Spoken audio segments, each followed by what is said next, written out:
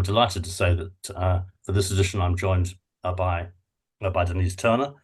And Denise, as many of you will know, is CEO of Root Research, the outdoor measurement business, outdoor measurement JIC, I suppose you could call it.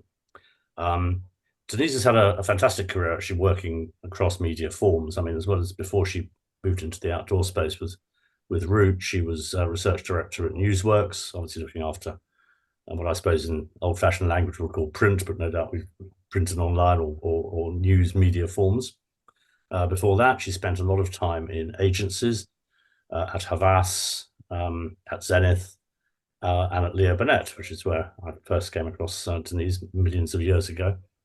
I was going to say that about the only media form where Denise hasn't worked in terms of working for a JIC or a media owner is TV. But then reading her resume on LinkedIn, she makes the point that her family was on the Ulster TV bar panel in the early 1980s.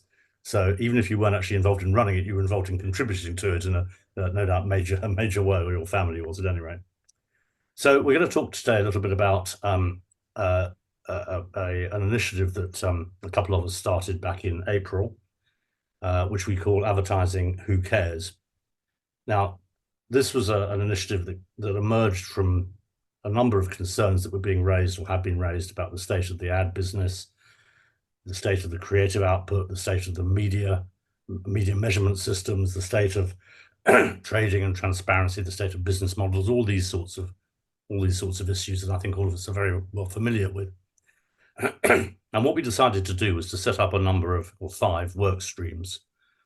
And each work stream was going to be headed by an expert in their field, and they were going to be given the opportunity to form a team out of our supporter group, the people who were supporting Who Cares. There was about 320, 350 odd people who were volunteers on the Who Cares supporter list. And people were given the opportunity to join whichever work stream they particularly wanted to contribute to. One of those work streams is measurement and accountability. We wanted measurement and accountability to be absolutely at the center of any event or any conversation, any discussion really around creative excellence and creative thinking in the industry. It's always struck me that measurement is indeed a creative endeavor. And, it's completely wrong to sort of see it as some kind of downstream matter that no one really cares much about. We wanted to put it right at the center. And if we were thinking about who cares about measurement and accountability, Denise was the obvious person to run that. So Denise has her team, and she's working towards, with her team, a set of ideas and suggestions, proposals, to take the industry forward, which will be presented on September the 12th at the launch event of the Advertising Who Cares group. So how's that going, by the way, Denise? It's going really well. I have been very pleasantly surprised by actually how much people care. So I've got circa 15 or 16 people on my work stream, actually from all around the world. So that's brilliant, because actually, in a global advertising industry, what we need is learnings from other markets. Not, yes, Britain is great, as we know from the Olympics right now, but we can learn so much from all sorts of people around the world. So what I'm loving is the debate and the discussion around the issues that we're facing, and everybody is very engaged, sending me Slack messages saying, we're sending the group Slack messages going, well, what about this, and have you thought about that? So it's been brilliant. Actually, I've actually learned a lot from it to date. Yeah, it's, if we sort of just talk sort of who cares about research. I suppose you could sort of go, well, in this day and age, all the things that we used to care a great deal about, and we used to spend a great deal of time debating, discussing, and worrying about, and having sleepless nights over. Who cares about data quality? Who cares about consistency in terminology? Who cares really about accuracy in reporting, and indeed who cares about how respondents are treated? I mean, all these things seem to me to be matters which have almost sort of been slightly pushed to the back of the queue, almost, haven't they? I mean, I don't know whether that's being unduly pessimistic, but it does seem as if there's a sort of sense around the industry these days that these things don't matter quite as much as they once did. Is that fair, do you think? I think that has been the case actually over the last sort of maybe 10 years or so. But I think when you encounter problems with measurement, that's when it becomes front and center again. And there's a sort of an expectation, I think, along with advertising itself, that everything just happens in an instant. I often use the example of, you don't just see an ad for a car and buy it straight away. It could be 10, 12, 15 years, even longer in some instances. So I think what's happening is that people are now waking up to the fact that measurement is hugely important, and actually we need to define it properly. And that's one of the issues that we're discussing in the work stream. So I feel like measurement suffered because of the short term Mm. sort of focus of the industry, because people thought that you could just serve an ad somewhere, somebody would see it and buy a product, and then that would be it. But I think what people are realizing now, and certainly I've seen it in the last year or two, is that you can't just do that. There's got to be a proper measurement framework. So I feel, it's not just, I think we talked about it, that sort of same old thing. I think that what's happening now is that it's sort of the principles of measurement are coming back to the fore. So, be clear about what you're trying to measure. All of that sort of stuff are coming back to the fore. So, and I've been really encouraged by the work stream, actually, that the people in the work stream are going, we need to get, I mean, I hate the phrase back to basics because that reminds me of, Mm. John Major government in the 90s, but we sort of need to remember why we do what we do, and then how we do what we do is a different matter. But let's remember the principles are the same. We deliver advertising to people because we want them to buy a product, and it's people that buy products. So I think those principles we need to then, and the measure, the way we do it has definitely evolved, but let's remember why we're doing what we're doing.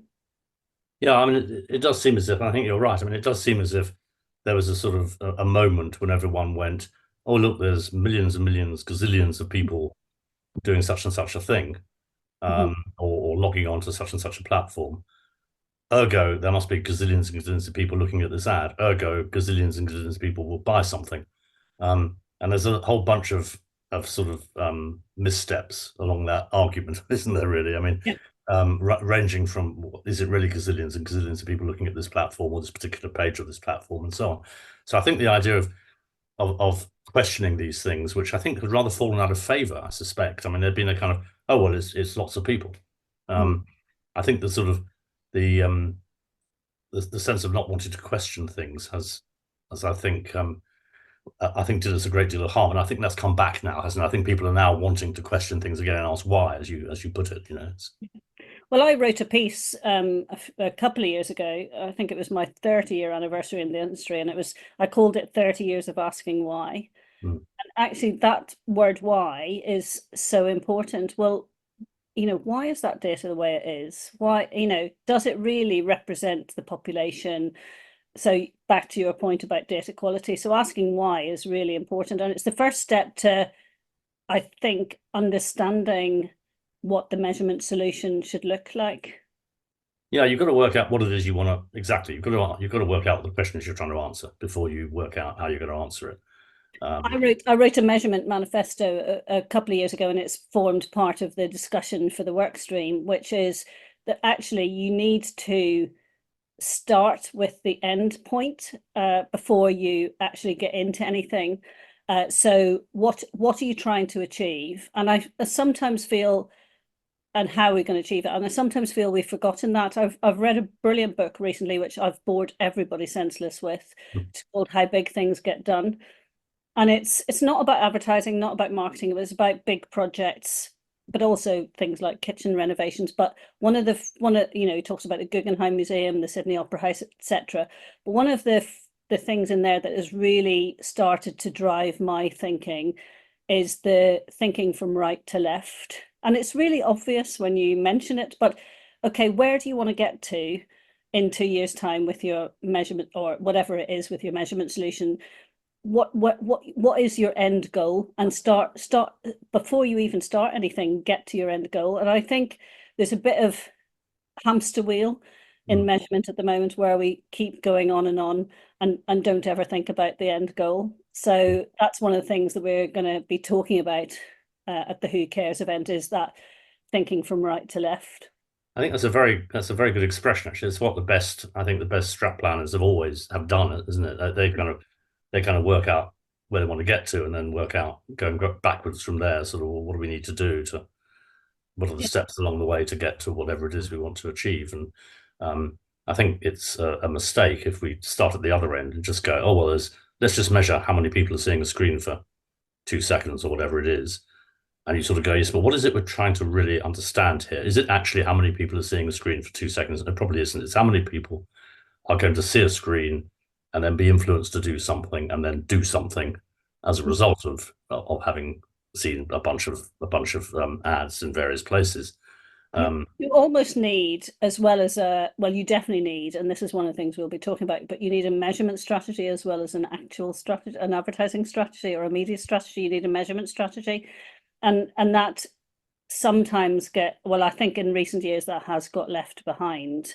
mm, And what I love about the Who Cares event is that it is front and center, that we need a measurement strategy. Because I mean, I will say to everybody, and I say this even now in my current role, I don't spend advertisers' money for it. I treat it like my own. That was what we were always taught. And we don't spend it just because it's nice to spend. We spend it because there's a goal at the end of the day.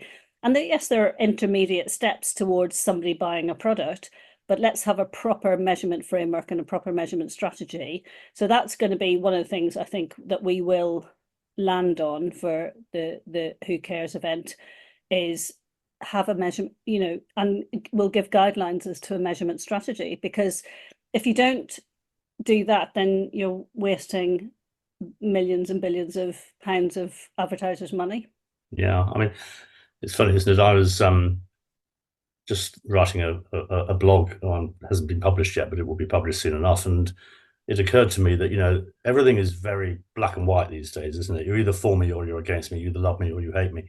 And there's this terrible sense in sort of our world, I think, where people sort of go, "Oh, you hate the platforms," or the platforms are terrible because they don't do A, B, or C. The fact is, of course, they are astonishingly successful businesses, and of course, they are a social phenomenon. Everyone knows that. Um, no one hates anything. It's a question of how you put things together in combination to achieve the best goal, isn't it? Really, and Yeah. just because you're wanting to do, not absolutely 100% of your activity down a certain path, you're deciding to spread it out across a wider path, doesn't mean there's anything wrong with the initial path. It just means that you want to add things together and have a sort of cumulative effect. And I think that gets forgotten quite often. Yeah. And there's not, we know from a lot of the work done on the IPA data bank that it's not just one single channel that, or one single media that delivers. It's a plethora, sometimes three, four, five, six, that deliver together, because they actually all work together. What's that phrase?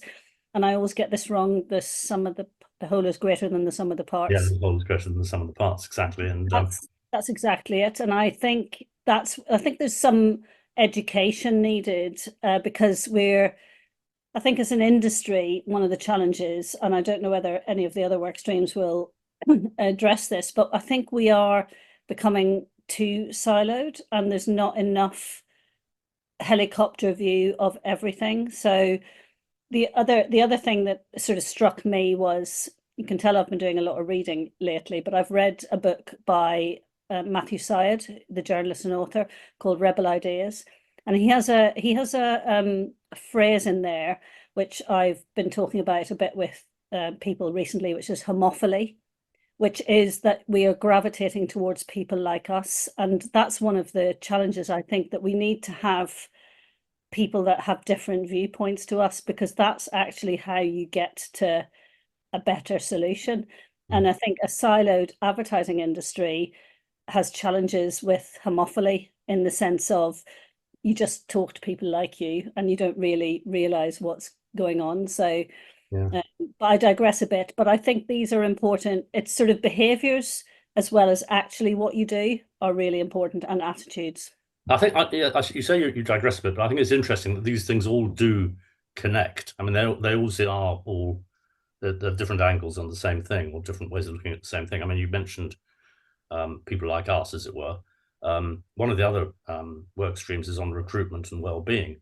Well, the fact of the matter is, I mean, when I, back in the days, as it were, when I was in agencies, running agencies, if you had a vacancy, you literally got bombarded with applications. I mean, honestly, I mean, people will tell you it was hundreds, if not 1,000 applications for each job. It was mad. You just got there was so much demand to work in the advertising and the media industry.